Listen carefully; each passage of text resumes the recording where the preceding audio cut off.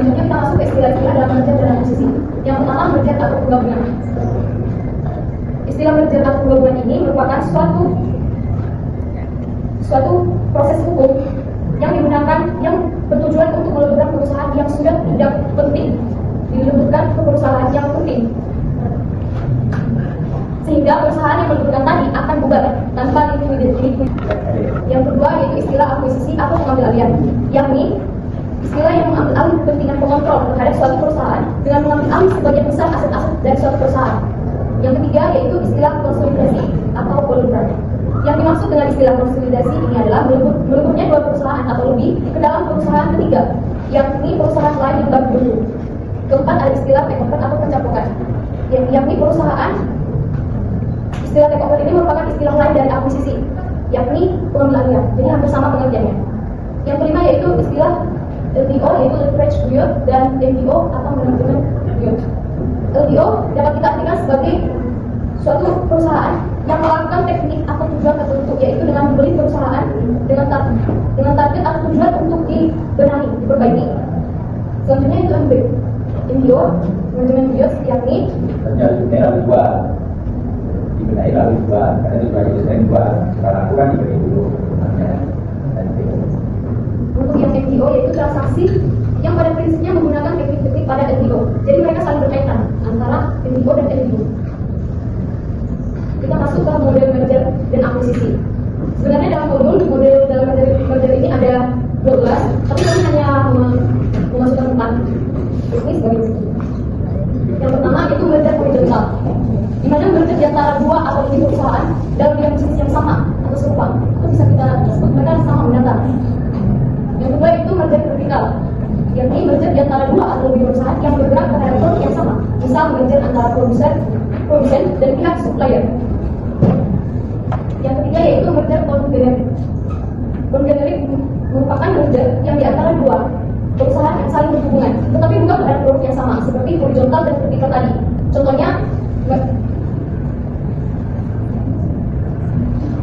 merger antara bank dengan perusahaan asing, perusahaan yang menyediakan jasa pembiayaan dalam bentuk sewa pengusaha. Selanjutnya keempat itu merger konglomerat, yaitu merger di antara dua atau lebih perusahaan yang satu sama lain tidak ada keterkaitan usaha sama sekali. Jadi mereka kayak tidak memiliki kembali. Selanjutnya yaitu model akuisisi horizontal,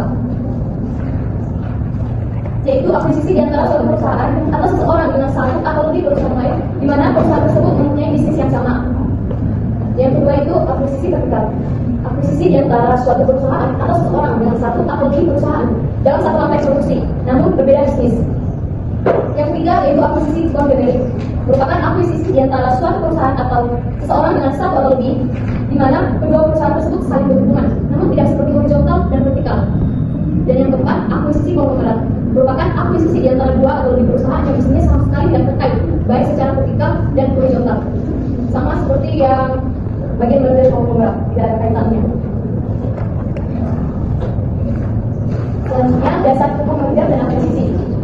Kita dapat melihat dasar hukum utama bagi merger dan akuisisi ini adalah sebagai berikut, terdiri dari 5, yaitu hukum personal. Yang kedua, hukum kontraktual. Yang ketiga, hukum status perusahaan. Keempat, dasar hukum tentang proses merger. Dan yang kelima, dasar hukum pembiayaan usaha.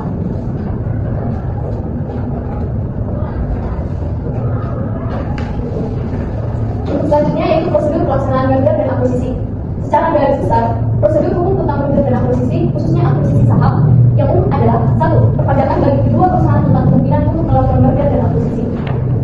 2. Dilakukan langkah-langkah persiapan oleh kedua perusahaan yang akan melakukan merger dan akuisisi.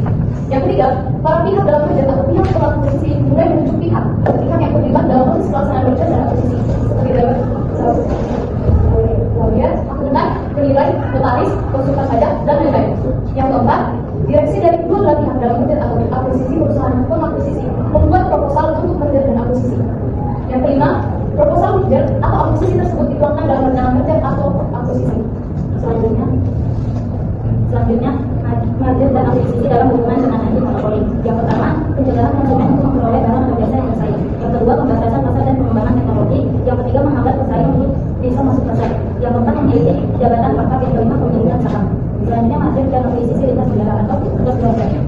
Prostitusi merupakan tindakan ajar dan akuisisi yang dilakukan antara perusahaan di satu negara dengan perusahaan di negara lain.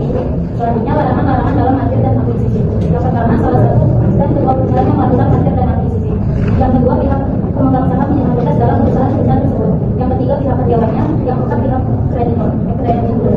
Kesimpulan, ajar dan akuisisi adalah sebuah strategi bisnis yang digunakan oleh perusahaan untuk meningkatkan pemasukan pasar, meningkatkan efisiensi, dan meningkatkan keuntungan. Dengan memahami konsep ajar dan akuisisi seperti istilah-istilahnya modelnya, strategi pelaksanaannya, maka perusahaan dapat membuat keputusan strategis yang tepat untuk meningkatkan kemampuan dan keuntungan perusahaan. Pengertian merger dan akuisisi, yaitu satu, merger adalah penggabungan dua atau lebih perusahaan dalam menjadi satu entitas baru. Contohnya adalah penggabungan dua bank untuk membentuk bank baru dengan skala yang lebih besar. Dua, ya. Apa pengertian merger dan akuisisi? Coba saudara jelaskan. Dua, dalam praktek banyak model kita ditemui terhadap merger dan akuisisi. Coba saudara jelaskan model merger vertikal dan model merger horizontal. Yang ketiga, Coba saudara jelaskan model akuisisi vertikal dan model akuisisi horizontal. Pertanyaan keempat, coba saudara jelaskan prosedur pelaksanaan ajar dan akuisisi. Pertanyaan kelima, coba saudara jelaskan tindakan lain yang rentan dan dapat menimbulkan posisi dominan yang dilarang oleh ketentuan anti monopoli. Pertanyaan keenam, sebutkan satu keuntungan dari merger dan akuisisi. Pertanyaan ketujuh, apa tujuan utama perusahaan melakukan akuisisi. Pertanyaan ke-8, apa dampak merger terhadap karyawan perusahaan. Pertanyaan ke-9, apa dampak akuisisi terhadap pelanggan. Pertanyaan 10, bagaimana merger dapat meningkatkan efisiensi perusahaan.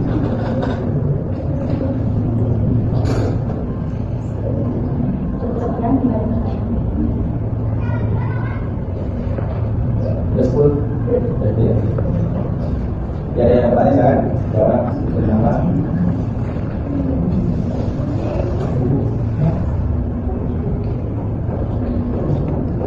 Ada.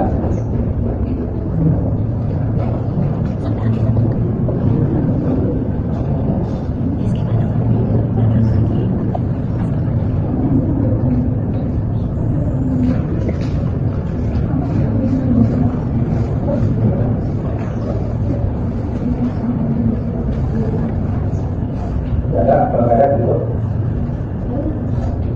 Baik.